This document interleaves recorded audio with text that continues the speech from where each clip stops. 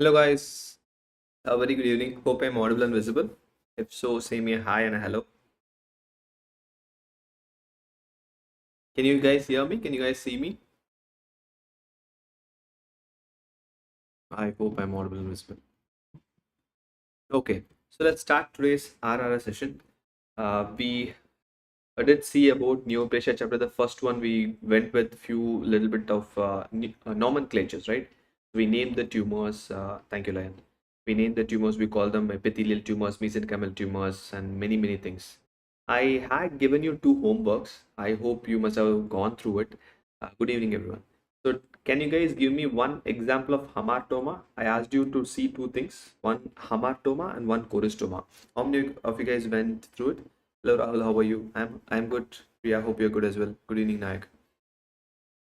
Hamartoma means it's a disorganized mass. That's what basic or the easiest definition of hamartoma is. Where the lining or the polarity of the tumor is not proper, that's what we call as an hamartoma. And corystoma is an ectopic rest, and that's the easiest way to remember corystoma. When you have a thyroid resting in your tongue, a corystoma. It's an ectopic rest of tissue. We kind of call it a corystoma, right? Those are two homeworks. I hope you guys went through it. If not, please go back and read your Robbins about corystoma and hamartomas, right? So now in today's class, we're going to look at two things. The okay, mere pyari sarji means okay, namaskar. I think that's what you asked for. That's fine. So we are going to look at benign and malignant lesions. And also before looking at benign and malignant, I want you to look for a little bit of microscopic features as well, right? So our goal is to diagnose. Throughout, our goal only is to diagnose once. We have to go and diagnose cancers, be it clinically or microbiologically, pathologically or radiologically, right? Okay. I'll look at it later, Samantha. That's your homework, fine? Okay. So I'm going to tell you few classical features. This is going to be microscopic features of any neoplasia. For any neoplasia on earth, most likely your malignant neoplasia. For benign, I am not much worried about. Most of the features what you're going to see is for malignant neoplasia or cancers, right? This will be there. I want you to remember 4 to 5 features. This will be there in every neoplasia throughout your life, right? Never forget these features. Whatever cancer essay question you want to write in future, have to add to it. That's all. Be it a squamous cell carcinoma in the lung or meningioma in the brain or glioma in the brain, these 4 features will be the same. You can write in any cancer, any chapter, you can write it, right? So first feature is pleomorphism. I want you guys to comment what you mean by these terms. Just terminologies. I want you to just comment whatever your understanding is. Fine. Yeah, I'm happy, Lalit. Okay, because the NEET PG got preponed. Okay, so we have pleomorphism. So what do you guys understand by the term pleomorphism? Pleo means single or many. Pleo means many, right? Multiple is pleomorphism. Fine. Morphism is morphology, right? In other words, there are multiple morphologies. That's what literal meaning of pleomorphism means, which means in the microscopy, each and every cancer cell will look different. That's what. I am sure you must have seen a normal gland in your histology, right? Just normal gland, right? So if you look at the normal gland in a histology, a normal gland, all the columnar epithelium will be the same. Pleomorphic gland means each and every columnar epithelium might look subtly different. It will not look the same. That's what pleomorphism means. If you see something pleomorphic in microscopy, I want you to think of cancer. We must have seen normal, just an alteration here, pleomorphism, right? That's the first thing. Second, am I right in saying that? Again, let's go and read through it slowly. Am I right in saying that a cancer will divide very fast? Is that statement right? Cancer divides very fast, right? Perfect. If a cancer is going to divide very fast, what should be the amount of nucleus present, more or less? Which you think will help in the fast division? It's undoubtedly more nuclear, right? So that's my second finding. Every cancer cell in microscopy will have more nucleus to the cytoplasm, right? So second is here, high NC ratio. This is by default present in every cancer. It has to be more. That's all fine. Okay. That's what it is. So which means almost every cancer microscopy, what will be the color? If there's more nucleus, what will be the color of my cancer here?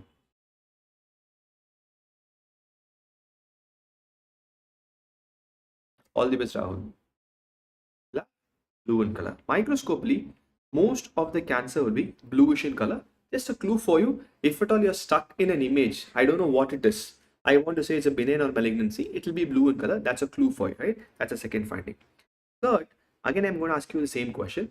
Cancer means a very high cell division, right? It's definitely a very high cell division. So what do you think will happen to the mitosis, more or less? Mitosis will definitely be more, right? Third is about mitosis, because mitosis is nothing but cell division, right? So I'm having two things in mitosis. One, I can have an increased mitotic rate. That's one. There'll be increase in the number of mitosis than normal. Let's say a normal skin divides at 2 times per day. Here it divides 4 times. Just an example, it happens. Fine. Okay. Second, one is increase in number of mitosis. Other one, I have something called an atypical mitosis. Remember this, any question or anything in future, whenever you see the term atypical mitotic figure seen, which is equivalent to calling it cancer. So atypical mitosis is definitely a finding seen only in cancers, not seen in benign tumors, right? Now let's understand what do you mean by atypical mitotic figure. For that to understand, again I want your help a little bit. Normally when a cell divides, it divides into 2 cells, 3 cells, 4 cells. How many times do you think a normal cell will divide? Then we'll go to atypical. First we'll understand normal. It's simple, right? Every normal cell is going to divide. Perfect. It divides twice. That's what normally cell divides. In other words, if you remember your mitosis, when you read in your school days, a cell divides and the mitotic spindle will pull the chromosome to the corner. Prophase, metaphase, anaphase, telophase. 100% you will remember that, right? In other words, can I say this is how a normal mitotic figure will look? Can I call this a mitotic figure? Look at that. That's how normal mitosis looks in a microscope. It's just being divided, that's all, right? The normal mitosis being pulled across 2 poles. This is a normal mitotic figure. Either I should have more number of these in a biopsy, then yes, I'll definitely call it an abnormal thing. Or look at this. Can I say here it moves to 3 different directions? Is that statement correct? Definitely, right? Normal, abnormal. Undoubtedly abnormal, right? It cannot be normal. This is an atypical mitotic figure. Look at this. Can I say it goes to 5 different directions? Yes. Normal, abnormal. Definitely abnormal, right? So if it is not bipolar, this is a normal mitosis. We call normal mitosis an bipolar mitosis. Bipolar, it's self-explanatory, right? 2 poles. It moves towards 2 poles. I call it a bipolar mitosis. If it is not going into 2 directions, we call this atypical mitosis. Atypical mitosis simply means it is anything which is not bipolar. It can be 2, it can be 3, it can be 4, it can be anything. If it's not bipolar, it's definitely atypical mitotic figure, right? As simple as that. So we have bipolar and we have non-bipolar mitotic figure, right? Very, very simple, right? So that's my third finding, right? So third finding is mitosis, pleomorphism, high NC ratio, mitosis, either increase in number or atypical. And the fourth finding for me is we have something called as loss of polarity. All these 4 findings will be present in almost every cancer from head to foot. Never forget this. I'll try to explain what does loss of polarity mean with the help of an image. Right? I'm going to show you a slide, a picture of a slide. I want you to tell what it is. Right? I just want you to comment on what this is. What epithelium is this? Sure, I'll go slow. What epithelium is this? Squamous, columnar, transitional, whatever comes to your mind. What epithelium is this? It is stratified squamous epithelium, right? Can you see the multiple layers? You have your stratum basal, you have your stratum corneum. It is a stratified squamous epithelium. Perfect. Again, I want you to answer what is the topmost layer of stratified squamous epithelium called as? We call it stratum corneum, right? Perfect. The topmost layer of stratified squamous epithelium, we call it stratum corneum. Normally, again, I'm asking a normal thing.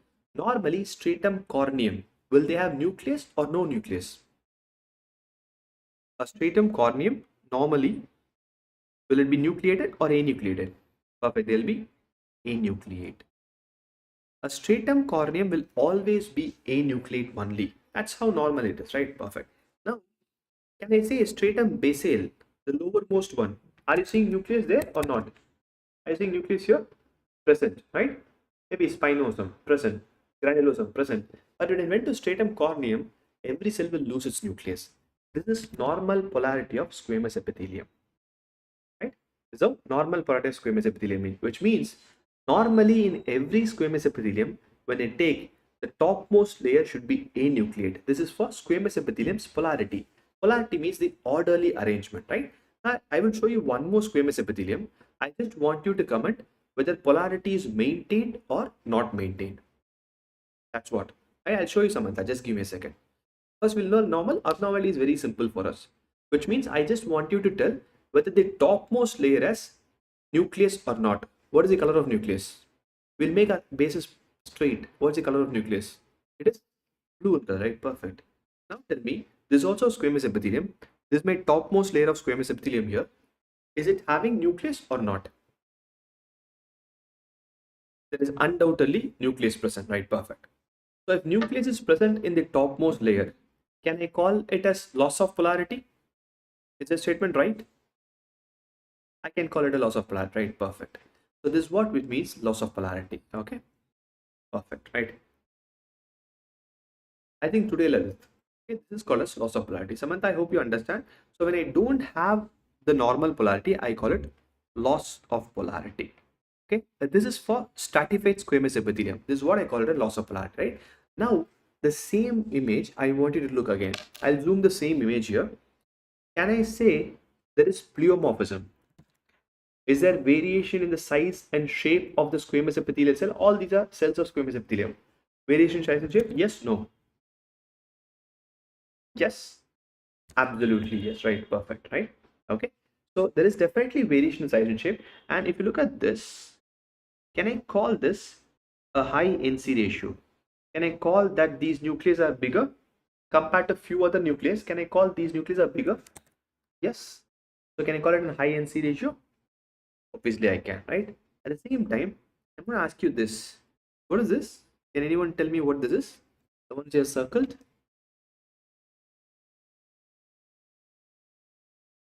What is that?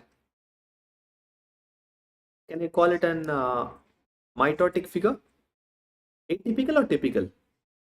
It's an atypical mitotic figure, right? Perfect. It's an atypical mitotic figure. I'm going slow level. Just concentrate, you will be able to grasp easily, right? It's an atypical mitotic figure, right? I'm just going to zoom out this image. So can I say this image or this biopsy has pleomorphism, high NC ratio, mitosis, atypical mitosis, and loss of polarity? Okay, Samantha, is not bipolar, right? If you look at this, it's like a Christmas tree moving towards all direction. That's why it is atypical, fine?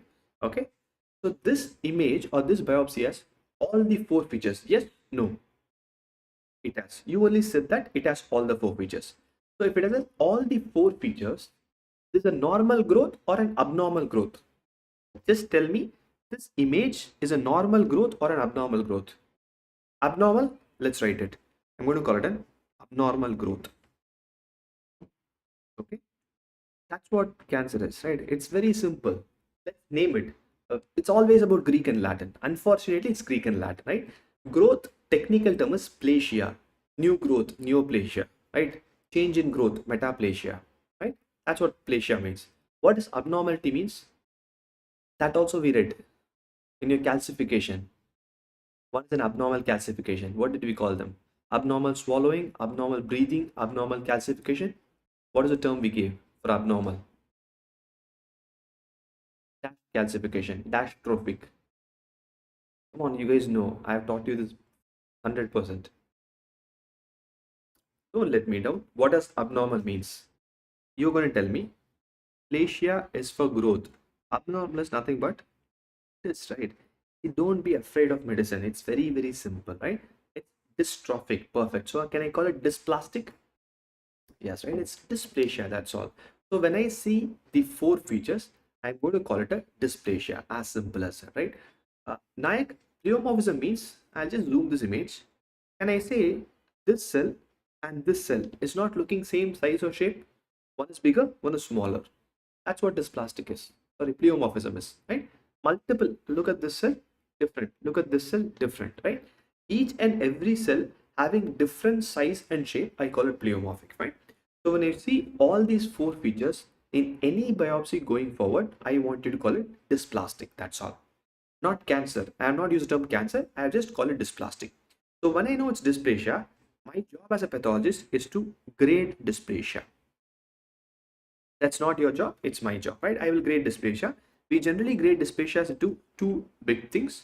We call it a low grade dysplasia and we call it high grade dysplasia. Okay. Low grade dysplasia, do remember, this is reversible. Metaplasia, reversible or irreversible? Samantha, cancer will have all the four findings, right? Pleomorphism, high NC ratio, mitosis, loss of polarity, all four findings, fine. Metaplasia is reversible. Low grade dysplasia is also reversible, right? High grade dysplasias are irreversible. Okay. Again, I'll ask you a question. Can metaplasia become cancer? Yes or no? Metaplasia definitely can become cancer, right? Right? It can definitely become cancer. Perfect. So let's say, I'll tell you how exactly it can progress. Let's assume a person is smoking. When a person is a smoker, can it cause a squamous metaplasia in the respiratory mucosa? It can, right? So first I'll have squamous metaplasia, reversible. If the patient stops smoking, it will come back to normal. If the patient continues to smoke, it becomes, I'll tell Samantha, just give me a second. It becomes dysplasia. Again, dysplasia, I have grades. If it's a low grade, it will come back to normal. Patient not continuing to smoke or patient continues to smoke here, it becomes an high grade dysplasia. This becomes irreversible, right? After that, it becomes a cancer or a carcinoma. In this case, I call it a squamous cell carcinoma. That's what it becomes, right? So what is the difference between a dysplasia and a cancer, right? Samantha's question was right. Why to use dysplasia and not a cancer? I use the term dysplasia because half of dysplasia, that's low grade, is reversible.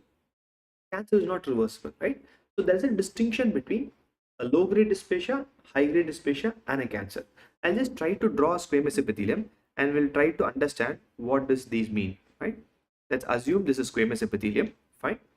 Let's say that let's assume this part is completely normal. Okay? When it becomes a low grade dysplasia, I'll have lots of pleomorphic cells here. Okay? It's a low grade, right? So I'm just giving an example, not exactly like this. One half of the epithelium is normal. Okay, so I have normal epithelium here. Below, all the big cells are pleomorphic, right? This is low grade dysplasia. When I call it a high grade dysplasia, it's throughout. I'll have the pleomorphic cell throughout here. I call it a high grade dysplasia. Might be small, might be big, high NC ratio and everything, right? So this is your high grade dysplasia. Okay. Now I want you to answer one question. If you answer, it's sorted for me. What is this called as? What is this line called as? I told it's a squamous epithelium. We took an example of a squamous epithelium since we took smoking history here, right? What is this below line called as? Squamous epithelium sits on what? Squamous epithelium rests on, or there's a line between epithelium and dermis. What do we call them? We call them, perfect, we call them basement membrane, right? So we call this a basement membrane. Okay, that's your basement membrane, right? You must have definitely learnt about that, right? A line between your epithelium and your dermis. So here, a high grade dysplasia, then high grade dysplasia will not breach basement membrane. So can I say high grade dysplasia is irreversible? So it's like a cancer, but it's not going outside, it is within, right? So this high grade dysplasia, when it's full thickness, not reaching the basement membrane, I have one more term called as an carcinoma inside, in situ. There's one more term given. It's cancer only, but it's not going outside. Can cancer spread to different organs? Definitely cancer can spread to different organs, right? This won't spread because it's still below the basement membrane, right? If high grade dysplasia, it's like a cancer, but it's not breached the basement membrane. So now, Samantha, what is the only thing required for me to call it a cancer? It should spread. Only when it spreads, I'll be more than confident to call it a cancer, right? So only thing for cancer is it's involving the entire thing and it is destroying the basement membrane, right? I can call it a cancer if it is the same features of high grade dysplasia plus basement membrane. I'm writing BM for basement membrane invasion. If it invades basement membrane, I'll call it a cancer. So the only difference between a carcinoma and a dysplasia is invasion of basement membrane. So can I call this invasion as a hallmark of malignancy? I can, right? It's obviously a hallmark of malignancy, right? I hope you understood. Let's go back quickly again, whatever we saw. Okay, we just had 4 findings. Any neoplasia, any malignancy will have 4 findings. Pleomorphism, different size and shape of every cancer cell. High NC ratio, big nucleus, so most of them are blue in color. Less cytoplasm when the nucleus becomes big. Mitosis, either increase in number of mitosis, bipolar, or which is not bipolar, atypical. Whenever I see atypical mitosis, I am very comfortable to call it a cancer. Last is loss of polarity. So what do you mean by loss of polarity is that's your left hand side normal skin, corneum, no nucleus, maintain polarity. This one, top layer has nucleus, there is pleomorphism, there's definitely high NC ratio, and there is atypical mitosis. When you have all the 4 features, you called it dysplastic, abnormal growth, we graded them. Low grade dysplasia is like, it is normal, right? This is low grade dysplasia. 1/2 problem, 1/2 still normal. High grade dysplasia, the entire thing is abnormal. Or I use the term carcinoma in situ because it is not breaching the basement membrane. But when the cancer goes beyond the basement membrane, it's malignant. It's invaded as a classical finding called as a malignancy. Fine. Samantha, high grade dysplasia will not metastasize because metastasis will happen only when it crosses basement membrane, right? At some point, it should have crossed basement membrane. Only then metastasis will happen, right? So high grade dysplasia will not spread. It will be there within the epithelium only, right? So these are the 4 features of malignancy. Never ever forget these. There are few more features like in giant cells, presence of, absence of it, but it's not seen in every cancer, so I'm ignoring it. But these 4 findings are seen in every cancer throughout your body, right? So that's about your 4 microscopic features of malignancy. Now, let's have a quick look about the difference between benign and malignant. This is a Viva question. 100% they'll ask you a difference between benign and a malignancy, right? So here, do you have Robbins book with you? How many of you have Robbins book by your side? There's an image of benign and malignant in an uterus. That's an amazing image. Remember that image. Pictorial memory is amazing, right? There'll be leiomyoma one side and a leiomyosarcoma other side. That's a classical image for difference between benign and malignant, right? I'm going to tell you whatever is there in Robbins. Those 4 features enough for me. First, rate of growth. Which you think will have more rate of growth? Benign or malignant? Which will have more faster growth? Undoubtedly, a malignancy will have more faster growth, right? I'll write benign here, I'll write malignant here, right? Benign will generally be a slow growth. This will generally be a faster growth. Obviously, it's self-implied. Definitely, it will grow faster, right? So here, when my tissue is going to grow very slow, right? Little bit slow. Can I say it can form a covering surrounding it? Is that possible? It can, right? So because of the slow rate of growth, the capsule will be generally seen in case of a benign tissue. They are generally unencapsulated in case of a malignancy, right? Again, the general terms, when I go to different cancers, might slowly change, but more or less here. So it grows slowly, can have a capsule surrounding, a malignancy will be unencapsulated, right? If it's having a very capsulated growth, can I call a benign tumor well defined, right? It's capsulated and they are very well defined. A malignancy is not well defined, they are infiltrative. Okay, grossly itself it will be infiltrative, fine. It's classical here. When a malignancy infiltrate, right, there are 2 things. A capsule can be made by the tumor itself, one, or a capsule can be from the surrounding tissue being compressed. It can cause a capsule, right? There are 2 things of capsule. One is normal capsule, one is pseudo capsule, fine. Now I'm having a malignancy which is infiltrating, right? There's no particular importance, Samantha. It's just defined. That's all. Infiltrating means, I'll give you an example. Let's assume I'm having a random tissue. This box is a random tissue. I'm having a tumor here. Okay, this box is a random tissue. I'm having a tumor here. A benign tumor is very well defined. A malignant tumor can go here. It's infiltrative, right? It can go into the surrounding normal parenchyma, right? If it's infiltrative, let's assume I'm doing a surgery here for the malignancy. I'm doing a surgery here. Should I remove only the tumor or the entire organ? Which do you think will be better? This is infiltrating. Only tumor or entire organ in malignancy? Entire organ, right? That's why in mastectomy, we do mastectomy for breast cancer. I do colectomy for colon cancer. I don't remove the tumor. On the other hand, a benign tumor, it's very well defined. Can I just remove the tumor alone? Yes. That's why for a lipoma, I take the lipoma alone. Lipoma is a benign tumor. I don't cut the hand. When I have a sarcoma here, I cut the hand. Osteosarcoma, we cut the leg. Because it's infiltrative, I have to remove the entire organ. It's defined, I have to remove the tissue alone, right? Okay, that's second. Fine. Third, when you go to microscopy, here the four signs of dysplasia might not be present in benign, but this also might have increase in mitosis. That's possible even in benign because it's just becoming bigger, that's all. Hello, PWN.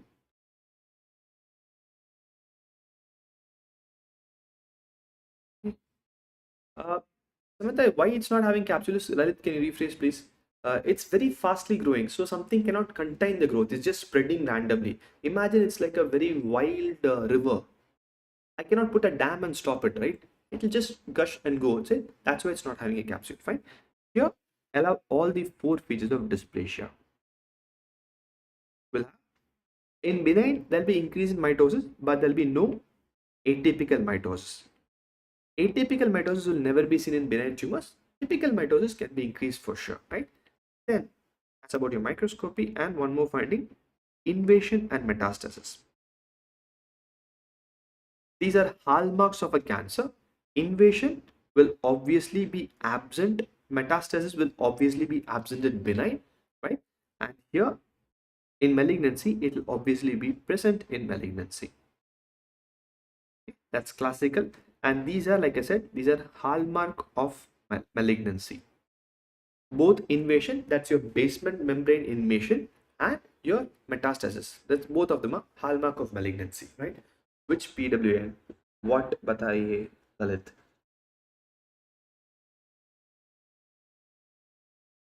Lalit, your friend, the best thing is as you examine your friend and see what's happening for him, because I am sitting in some place, right? I cannot tell you what to do for your friend. That's not the right one also, fine. Okay, so these are few classical differences between a benign tumor and a malignant tumor. When we go and when we start reading more and more into systemic pathology or hematology, we'll see more differences here, right? But these are few basic differences: slow growing, fast growth, capsulated, well defined, encapsulated, infiltrative. More mitosis can be seen, but no atypical or four feature dysplasia. This is very, very important. If there's invasion or metastasis, I can definitely call it a malignancy for sure. Fine.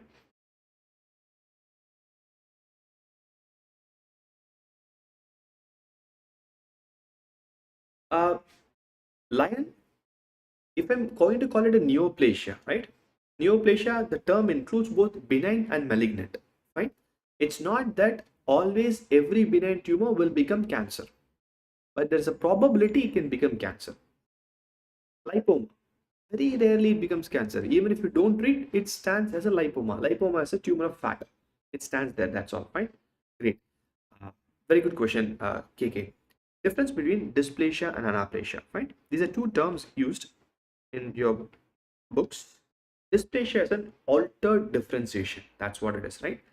Anaplasia.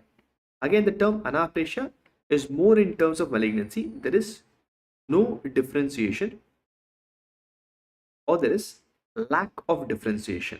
A for ana is for lack, right? Lack of differentiation. EWN, what you're not able to understand, let me know, please. I'll give you an example of what you mean by dysplasia and what you mean by anaplasia. Anaplasia means 100% malignant, a very bad malignancy. That's what anaplasia literally means, right? So let's assume, tell me, what is the structure? What do you call the structure? I'm going to draw something like this. What do you call it? What do you name the structure? KK, what do you call this? Can I call it a gland? Maybe a decent gland, right? If not, what my body does, a decent amount of gland, right? That's a gland, a normal gland, right? So when the normal gland becomes dysplastic, okay, high NC ratio, pleomorphism, can I call it a dysplastic gland? Right? I'm explaining Samantha, just give me a second. It's a dysplastic gland because this gland has high NC ratio, but still, does it look like a gland with a lumen like a gland, right? That's dysplasia. When I call it anaplasia, it looks like this. It will not even look like a gland. It's complete lack of differentiation. It's a cancer of a gland forming tissue, but not looking like a gland or very poorly differentiated. But it's cancer. That's what I mean by anaplasia, right? So it's gradation. Dysplasia happens initially. When it becomes very worst, I call it anaplasia. Anaplasia is no differentiation or the poorly differentiated malignancy. Okay? Differentiation is the specialization. The gland is a differentiated tissue. That's anaplastic. Yeah, okay. They have normal, dysplastic with all the four features. Anaplasia completely gone and becoming bad. That's what we call it, anaplasia. Right? Got it? Okay. That's all for today. So in the next class, we'll again tomorrow I have one more class of RRR. We'll continue whatever we have to read in with the molecular hallmarks of neoplasia, right? In the PW Essentials batch also, I'll be starting the same neoplasia. So it's like a revision for you. If you're attending this and that, that'll be great for you. Aniket, I won't say probability of metastasis always. I would say prognosis. Prognosis is the outcome. Anaplastic cancer will have a very poor prognosis. Dysplastic cancer will have a decent prognosis. But my Hindi is Karabat, Lalit. Anaplasia is also cancerous. For sure, anaplasia is cancerous. Okay. Yeah.